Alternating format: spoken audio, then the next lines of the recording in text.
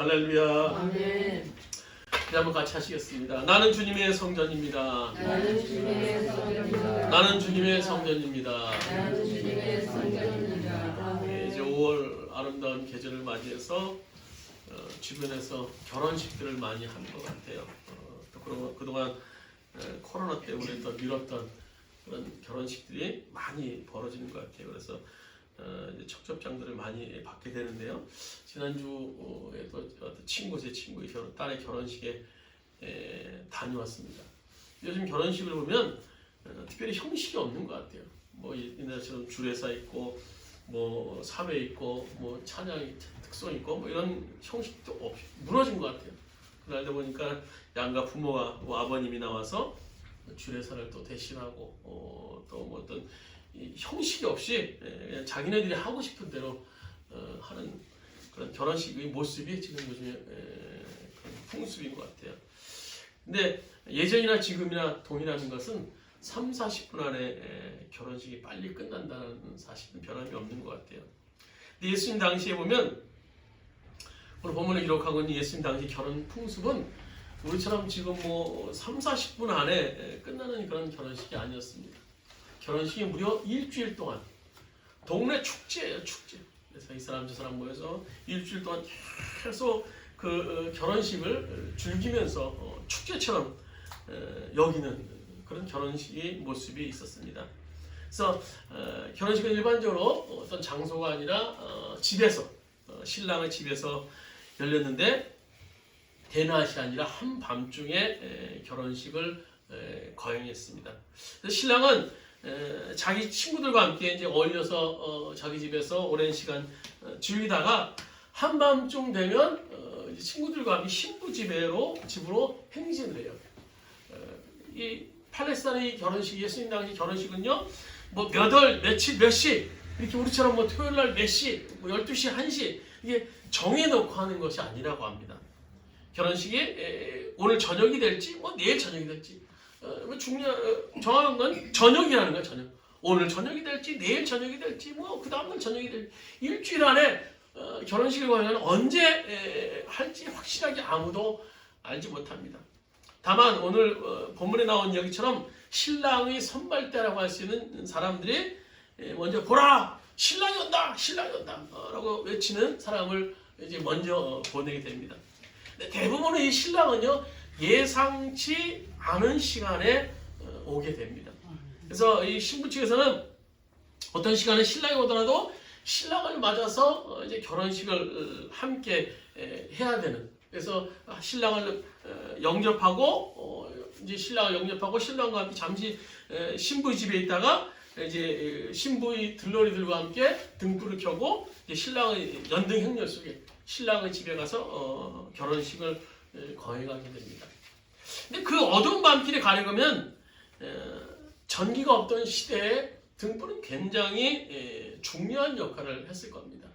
그래서 먼 길에 이제 신랑이 왔으니 신부의 들러리와 함께 쭉 이제 행렬을 해서 이어서 신랑의 집에 신부 친구 들러리들과 함께 떠나게 됩니다. 근데 오늘 본문의 경우처럼 이 신랑의 행차가 생각보다 늦어지게 되는 경우가 종종 있었다고 합니다. 밤이 깊어가고 하늘의 별들도 하나둘 반짝반짝 나타나기 시작할 때 이제 들러리들 가운데 사람들 가운데 악성 소문이 퍼지기 시작해요. 그래서 이빠른 신부 들러리가 야, 오늘 피곤한 거 오늘 늦은 거 보니까 신랑이 오늘 오지 않나 봐. 오지 않나 봐. 에이, 우리 자자. 그 말들이 퍼져서 이제 그들을 부추기게 돼서 하나둘 이제 잠에 떨어지기 시작합니다. 근데 한밤중에 정적을 깨고 시끄러운 그런 소리가 울려 퍼집니다. 보라! 신랑이 온다! 멀리서 들리는 거야. 이 기름을 예비했던 슬기로운 처녀들은 그 상황에 대처할 수 있겠죠. 물론 뭐 그 소리를 듣고 뭐 이렇게 얼굴 단장하고 그런 것들은 가능할 수 있었을 거예요. 그러나 문제는 기름이에요, 기름. 등불에 켜는 기름. 여기 보면 성경에 보시면 슬기로운 다섯 처녀는 기름을 준비하게 되었어요. 여분의 기름이 충분히 준비하게 되었고, 오늘 미련한 다섯 처녀, 어리석은 다섯 처녀는 그만 기름을 준비하지 못해서 늦게나마 헐레벌떡 시장에 가서 이제 기름을 채워서 잔치집에 도착하지만 이미 잔치집 문이 닫힌 후였어요. 간절히 문을 들여봅니다. 그러나 이들에게 들려오는 신랑의 소리가 오늘 12절에 보시면 이렇게 말하죠. 내가 당신들을 도무지 알지 못하오니. 이 12절에 신랑의 소리예요. 신랑의 소리. 그 대답뿐입니다. 이것은 예수님께서 말씀하신 오늘 이 슬기로운 5처녀의 또 미련한 5처녀의 비유의 얘기입니다. 예수님께서 왜 이 비유를 말씀하셨는가? 그 배경이 되는 얘기가 24장 전장에 나오는 얘기예요. 24장을 소위 종말장이라고 하는데 마지막 될 때 일어날 일들을 쭉 기록하고 있어요. 근데 이 마지막 될 때 일어날 일들을 보면 볼수록 어쩜 이 시대의 모습과 점점 더 확실해지고 있는지 참 대단하다는 생각이 들어요. 여기 오늘 마태복음 24장에 보시면 5절에 보시면은 이렇게 말씀드리죠. 많은 사람들이 내 이름 와서 이르되 나는 그리스도라 나는 그리스도라 하여 많은 사람을 미혹하리라. 이단과 사이비들이 펼치는 그런 시대. 그들의 대표적인 것은 다 자기가 그리스도라는 거예요. 자기 그리스도라는 거예요. 요즘에 이단들이 보세요. 내가 하나님의 종입니다. 아니에요. 다 자기 그리스도래요. 얼마나 사람들을 미혹시키는지는 몰라요. 속이고 미혹시키고 자기가 그리스도가 되는 이런 혼란스러운 시대. 점점 더 횡행하는 시대예요. 또 6절에 보시면 난리와 난리 소문을 듣겠으나 지금 이 세상 난리죠. 난리. 아마 지구 역사상 이렇게 온 세계 곳곳이 난리였을 때는 없었을 것 같아요. 그래도 뭐 1차 세계대전, 2차 세계대전 그 대전 속에서는 뭐 예외였던 국가들도 물론 있었을 거예요. 그런데 이 코로나는요 예외라는 국가가 없었어요. 모든 나라가 다 난리와 난리 속에서 삶을 그것도 2년 넘게 한 3년 가까이 지내게 되는 모습을 보면서 야 정말 얼마나 이게 정말 이 시대가 마지막 시대구나. 또 7절에 보시면 민족이 민족을 나라가 나라를 대적하면 민족이 민족을 지금 우크라이나 러시아 이 전쟁도 보면요 그 뿌리가 굉장히 복잡한데 보면 그것도 민족과 민족 간의 싸움인 것으로 볼 수 있어요. 그러니까 민족과 민족이 서로 같은 인종과 국가들이 서로 죽이니 살리니 하면서 지금 싸우고 있는 거예요. 나라가 나라를 대적하고 또 곳곳에서 기근과 지진이 일어나고 우리 뭐 기근 얘기하면 먼 나라 얘기처럼 느껴지지만 뭐 가깝게 이북 또 더 멀기는 뭐 아프리카 같은 데 보면요 우리가 알지 못하는 그런 곳에서 정말 배고픔에 지금도 하루하루 정말 삶을 연명해가는 그런 사람들이 있는 것을 볼 수 있어요. 또 지진, 또 해일이나 이런 지진들이 지금 쉽게 일어나는 것들을 볼 수 있어요. 그래서 계속해서 예수님이 그 말씀의 징조에 대해서 말씀하시는 것 중에 가장 중요한 결론은요. 마태복음 24장 44절의 말씀입니다. 우리 한번 성경 한번 마태복음 24장 44절 말씀 같이 한번 읽도록 하겠습니다. 이러므로 너희도 준비하고 있으라. 생각지 않은 때 인자가 오리라. 이 말씀을 통해서 오늘 신랑 되신 주님이 더디 오시는 것 같지만 반드시 오신다라는 결론을 말씀해 주고 계시는 거예요. 이 말씀이 바로 열처녀의 비유의 배경이 되는 겁니다. 그래서 오늘 주님께서 점점 때가 찬 그래서 마지막 그때를 향해서 달려가고 있는 오늘 우리 성도들에게 열처녀의 비유를 통해서 이 시간 주시고자 하는 메시지가 무엇이며 5처녀의 비극은 오늘 우리에게 무엇을 말씀하고 있는가 하는 거예요. 오늘 성경 3가지로 우리가 볼 수 있는데요. 첫째는 형식은 내용을 대신할 수 없다는 겁니다. 형식은 내용을 대신할 수 없다. 여기 보시면요. 미련한 5처녀와 슬기로운 5처녀의 삶의 모습이 크게 다를 것이라고 생각하는 다르지 않아요. 다르지 않습니다. 이들은 똑같이 혼인잔치에 들러리로 초대받고 기쁨으로 또 그 들러리에 응했고요. 또 그들은 똑같이 신랑을 기다렸습니다. 그들은 똑같이 등에 등불을 들고 똑같이 있었어요. 그리고 똑같이 자며 졸았어요. 여기 우리가 알기로는요. 상식으로 생각할 때 지혜로운 5처녀는 안 졸았겠지. 하지만요. 오늘 5절에 보시면은요. 다 같이 졸았어요. 다 같이. 오늘 5절에 보면 이렇게 말하죠. 신랑이 더디 오므로 다 졸세요. 오늘 미련한 5처녀만 졸며 자는 것이 아니라 지혜로운 5처녀도 다 같이 졸았어요. 뭐 결혼식이 뭐 몇 날 며칠 딱 정해져 있지 않으니까 그 기간 동안 얼마나 피곤했겠습니까? 그래서 미련한 다섯 처녀가 처했던 상황이나 오늘 이 슬기로운 다섯 처녀의 삶의 모습은요 별다른 것이 없었다는 겁니다. 그러면 지혜로운 처녀는 뭐고 미련한 처녀는 뭡니까? 오늘 3절에 보면 이렇게 말씀하시죠. 오늘 3절 말씀 같이 읽도록 하겠습니다. 미련한 자들은 등을 가지되 기름을 가지지 아니하고. 오늘 그 여인들의 차이, 이 처녀들의 차이는 등불에 사용할 기름을 준비하고 있느냐 그렇지 않느냐의 차이였어요. 지혜로운 다섯 처녀는 기름을 준비하고 있었습니다. 미련한 다섯 처녀는 준비하지 못하고 있었어요. 그럼 이 기름이 뭔가? 뭐 이 기름에 대해서 여러 가지 뭐 얘기가 많아요. 어떤 사람은 성령이나 뭐 저거 얘기하는데요. 여기서 말하는 이 앞뒤의 맥락이나 성경적인 해석은요. 여기서 기름은요 내용 있는 크리스찬들의 삶이야. 삶. 크리스찬들의 삶. 지금 우리 그리스도인이 마땅히 가지고 있어야 될 신앙의 내용, 삶의 모습으로 나타나는 것. 그것이 바로 기름입니다. 기름. 그런 의미에서 기름을 준비하지 못한 자, 그 자는 삶의 내용이 없는 외형적인 크리스찬입니다. 형식적인 크리스찬. 말로만 크리스찬이에요. 말로만. 주일만 예배 열심히 드린다고 자기가 크리스찬이라고 생각하는 사람이 있어요. 열심히 내가 뭘 충성한다고 내 크리스찬인 줄 아는 사람이 있어요. 오늘 마태복음 7장 21절에 이렇게 말하죠. 나더러 주여 주여 하는 자마다 천국에 들어가는 것이 아니요 다만 하늘에 계신 내 아버지의 뜻대로 행하는 자가 들어간다 라고 말씀해주고 있어요.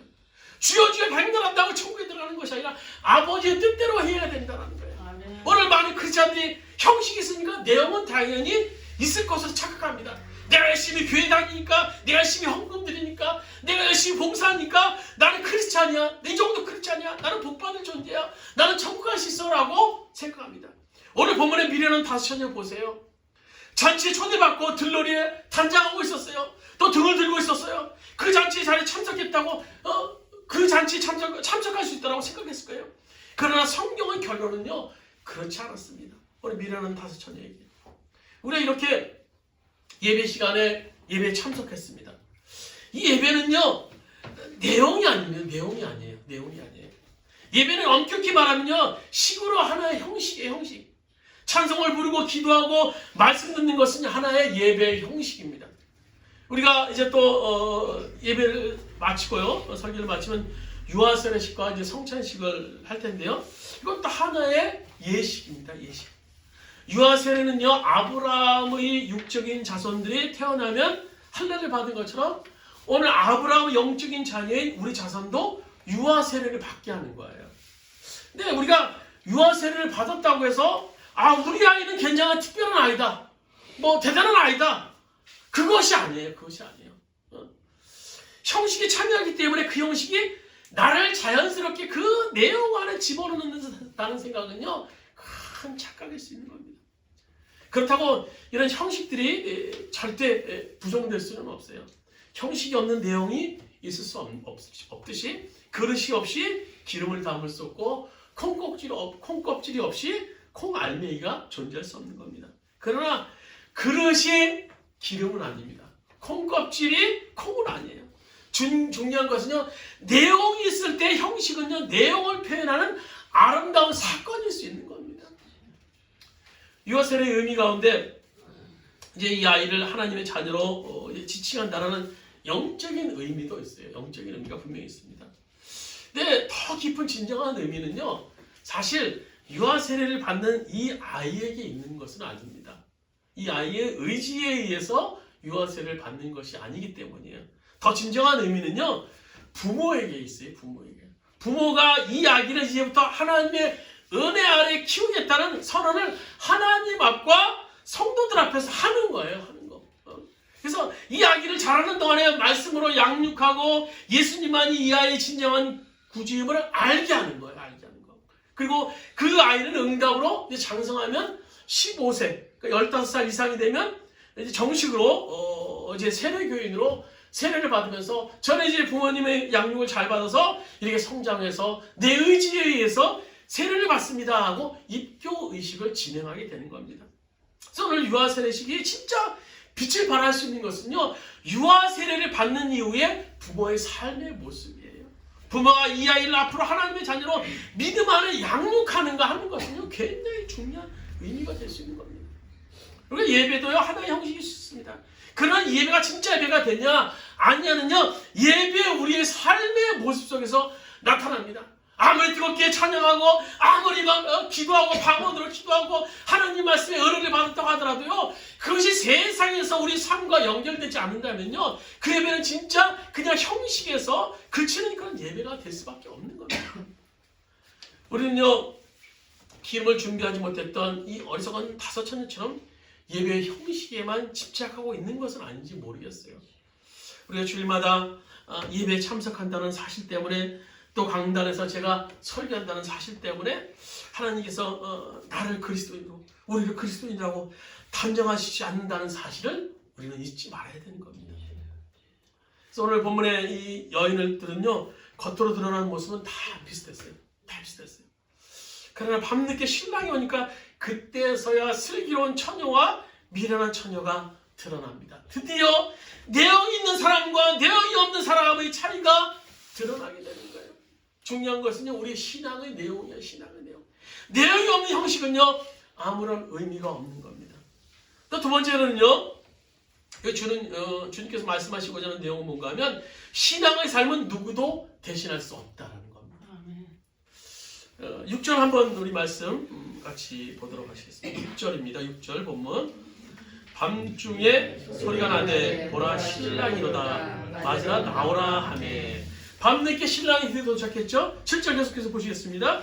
이에 처녀들이 다 일어나 등을 준비할세. 근데 신랑이 도착했다는 전가를 받자마자 오늘 미련한 다섯 처녀들은 등을 봤는데 기름이 있기는 한데 넉넉하지 않았던 것 같아요. 그래서 바로 기름을 준비할 수도 없었어요. 그래서 그녀들이 어떻게 합니까? 8절에 보시면 이렇게 말하죠. 같이 읽도록 8절입니다. 미련한 자녀들이 슬기는 자들이 이르되 우리 등불이 꺼져가니 나눠달라 하거나 어리석은 처녀들은 지혜로운 처녀들에게 기름을 좀 나눠달라고 부탁했어요. 이 어리석은 다섯 처녀는 기름을 빌릴 수 있는 것으로 착각했었던 것 같아요. 그런데 지혜로운 다섯 처녀는 이 어리석은 처녀들이 부탁을 거절합니다. 얼른 보면 지혜로운 처녀들이 굉장히 깍쟁이다 인색하다라고 말할 수도 있을 것입니다만 그러나 이 비유에 주님께서 교훈하시고자 하는 것이 뭡니까? 신앙의 내용이라는 것은요 빌릴 수 없다는 겁니다. 빌릴 수 없다는 거예요. 우리가 제가 불신자들이나 또 믿음이 좀 약한 분들과 어떤 신앙적인 그런 얘기를 나누다 보면요 종종 이런 얘기를 해요. 아유 우리 아이는 열심히 교회 다녀요. 우리 부인은요, 우리 아내는 새벽 기도까지 막 창정 기도까지 얼마나 열심히 다니는지 몰라요. 우리 삼촌은요, 목사님이세요. 우리 사촌은요, 장로님이세요. 그런 얘기를 듣고 있으면 물론 저하고 어떤 공감대를 만들기 위해서 그런 얘기를 하시는 것이기도 합니다만 한편으로 제 귀에 들리는 건요, 이분이 혹시 자기가 교회를 열심히 나간다고 착각하고 있는 것은 아닐까? 자기가 아내가 새벽 기도하는 걸 자기가 열심히 기도한다고 착각하는 것은 아닐까? 자기가 장로처럼, 자기가 목사처럼 열심히 어떤 한편으로 신앙이 있다라고 생각하는 것은 아닌가라는 그런 생각을 갖게 돼요. 시카고의 무디 신학의 총장이었던 이 조지 스위팅이라는 박사가 이런 말을 했어요. 하나님에게는 자녀만이지 손자가 없다. 그렇습니다. 우리가 사람과의 관계를 기준으로 해보면 우리가 하나님 아버지라고 하면요 우리 자녀들은요 하나님을 할아버지라고 불러야 돼요. 그것이 맞아요. 그러나 제 아들이나 우리 자녀들이 하나님을 할아버지라고 부르지 않아요. 하나님을 아버지라고 부릅니다. 왜입니까? 왜? 우리는 하나님과 1대1의 관계. 그것은요 누구도 낄 수 없어요. 우리 한 사람 한 사람이 개인적으로 예수 그리스도에 대한 고백을 통해서 하나님의 자녀가 되는 것이기 때문이에요. 내가 믿으니까 내 아들이 자연히 하나님의 자녀가 되는 거? 그런 거 아닙니다. 오늘 신앙은요 개인적으로 예수 그리스도를 나의 구주로 주님으로 고백한 사실 없이 우리 엄마 때문에, 우리 아빠 때문에, 우리 아내 때문에, 우리 할머니 때문에, 또 우리 식구들이 나 빼고 다 믿음 좋으니까, 나도 심심해서 한 달에 한 번쯤 교회 나가니까 나는 그리스도인이라고 생각한다면 그건 큰 착각입니다. 신앙의 삶은요 누구도 대신할 수 없습니다. 그것은 너무너무 혹독하고 냉혹한 현실 앞에 서게 되는 거라는 겁니다. 중요한 것은요, 내 자신이 하나님을 오늘 만났는가? 지금 내 자신이 성령으로 거듭났는가? 내 자신이 예수 그리스도의 십자가 앞에 무릎 꿇고 예수를 나의 주, 나의 주님으로 고백하면서 정말 눈물을 흘리며 기도한 적이 있는가? 신앙의 삶은요, 누구도 대신할 수 없습니다. 하나님과 나와 1대1의 관계, 1대1의 관계, 1대1의 관계. 우리 구원은요, 누구도 대신할 수 없습니다. 오늘 내가 안 믿으면요, 죄송하지만 지옥에 갈 수밖에 없는 거예요. 그것이 성경의 가르침이에요. 오늘요, 미련한 자녀, 다섯 자녀, 또 슬기로운 다섯 자녀 다 똑같이 모였어요. 그러나 마지막 날 그들의 삶의 모습이 나와요. 오늘 미련한 다섯 자녀는 간절하게 기름을 달라고 빌려달라고 얘기했지만요, 그것은요, 그 여인들의 착각입니다. 누구도 대신할 수 없는 거예요. 우리들의 믿음은요, 우리의 삶의 내용은요, 우리들의 신앙의 내용은요, 누구도 대신할 수 없어요. 하나님과 나와의 관계, 영적인 관계 속에서 이루어지는 것이기 때문인 겁니다. 그러나 다행인 것은요, 우리에게 지금은 기회가 있다는 거예요. 지금은 기회가 있다는 거예요.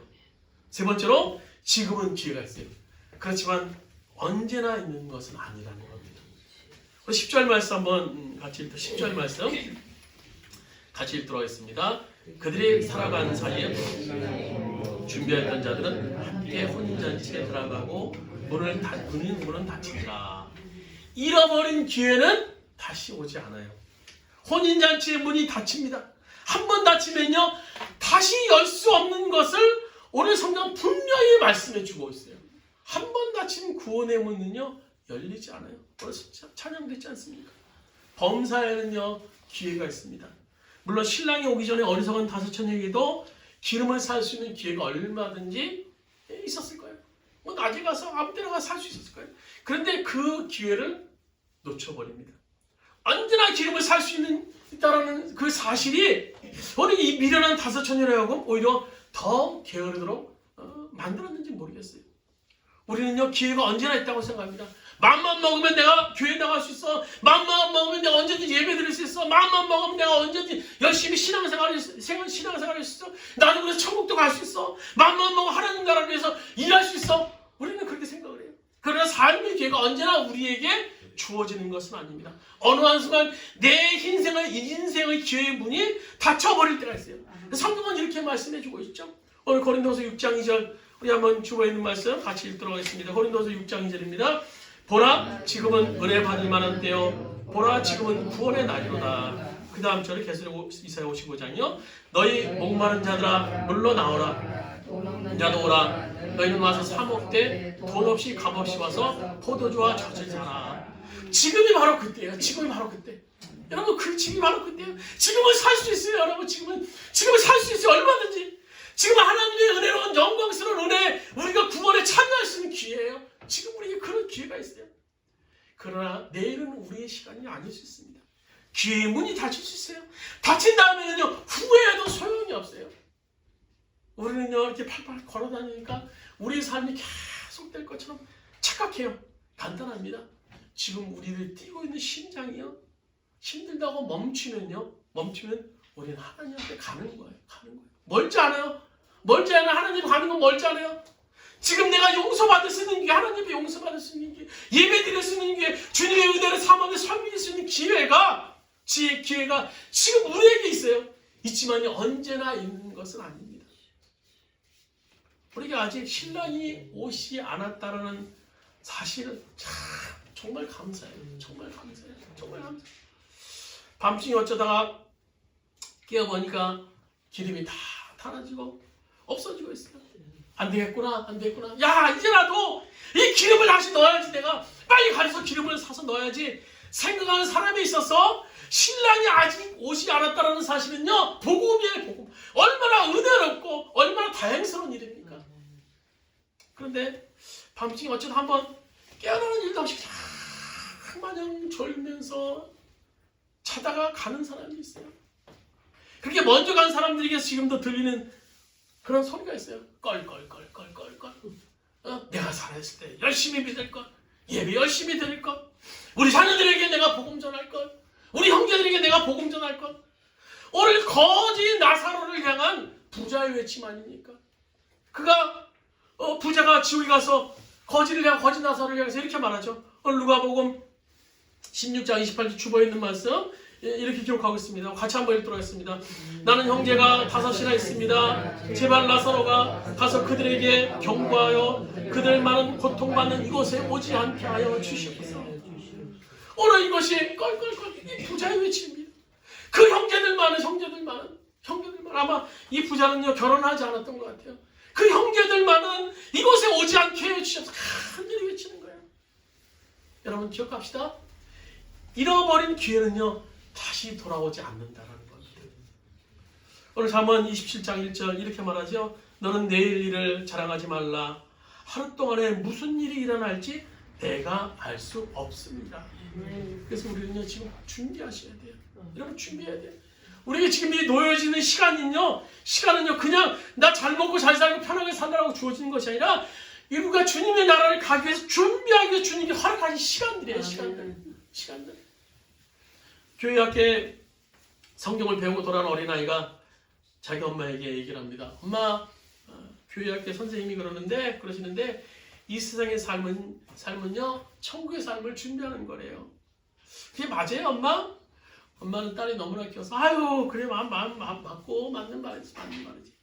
그때 어린아이가 엄마에게 다시 묻습니다.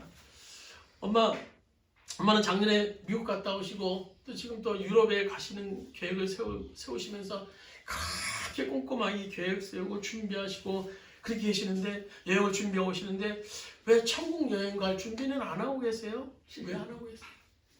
여러분 왜 준비하지 않습니까?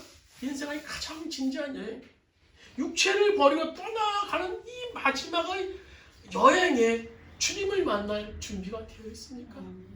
오늘 이 열처녀의 비유, 거기서 미라는 5처녀를 통해서 우리는 그 교훈을 얻을 수 있어야 됩니다.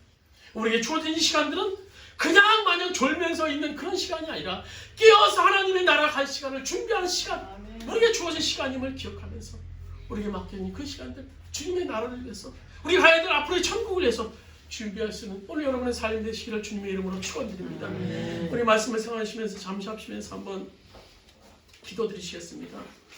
오늘 나의 삶 가운데 오늘 함께 하시는 그 주님을 만나면서 내가 주님을 오늘도 경험하고 있는가, 주님과 함께 하고 있는가, 우리 잠시 말씀을 생각하시면서 우리 기도드리시겠습니다. 주님 우리 주여 한번 외쳐하시면서 기도드리시겠습니다. 주여 아버지 하나님, 아버지 우리 삶 가운데 함께 하시는 그 주님을 경험합니다. 오늘 우리에게 주어진 시간들 무엇입니까? 오늘 나에게 삶이 허락된 시간들이 많이 무엇입니까? 나 어제 잘 먹고 잘 살고 좋은 하나님 나라를 위해서 준비하라고 주어진 시간이야. 아버지 우리 자녀들을 위해서 기도하십니다. 안 믿는 우리 자녀, 믿음 없는 우리 자녀를 위해서 기도할 수 있도록 아버지 믿음 없는 내 자신을 위해서 기도할 수 있도록 오늘 영천의 비유를 통해서 주님께서 우리에게 허락한 그 시간들이 하나님의 나라를 위해 수고하시는 시간들임을 우리가 기억할 수 있도록 아버지 인도하시옵소서. 아버지 주님 도와주옵소서. 여호와여 아버지 주님 도와주옵소서. 여호와여 아버지 충만함으로 우리가 함께 하시는 그 주님을 바라볼 수 있도록 아버지 인도하시 역사의 간절히 딱 들어가라. 아버지 주님 도와주옵소서. 여호와여 인도하여 주옵소서. 아버지 충만함으로 주님 함께 하시는 간절히 딱 들어가랍니다. 여호와여 아버지 주님 도와주시는 간절히 딱 들어가랍니다. 아버지 인도하여 주옵소서. 여호와여를 부족한 들 넘어지고 쓰러집니다. 아버지 여러분 주님이 역사하시길 바라볼 때, 주님이 함께 하시길 바라볼 때 우리가 소망 가운데 살 수 있을 줄 믿습니다. 아버지 주님 도와주옵소서. 여호와여 아버지 충만합니다. 아버지 우리가 정말 미련한 다른 천년의 교훈을 우리가 바라볼 수 있도록 아버지 인도하시는 간절히 딱 들어가랍니다. 아버지 충만함으로 주님이 간절히 딱 들어가랍니다. 아버지 주님 도와주옵소서. 아버지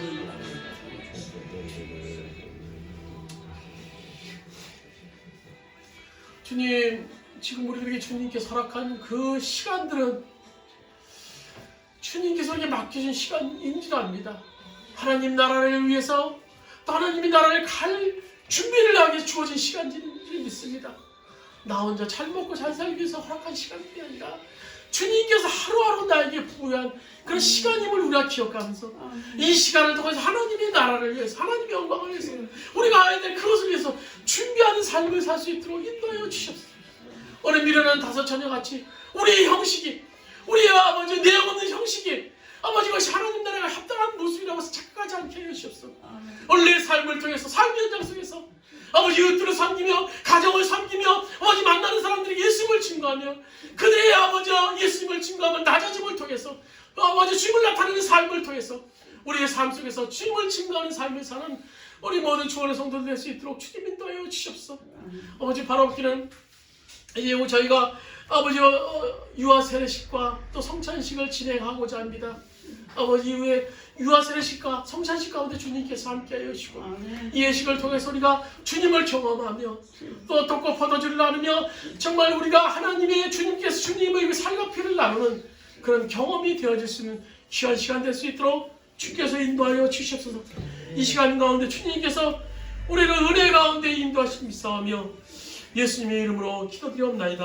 아멘.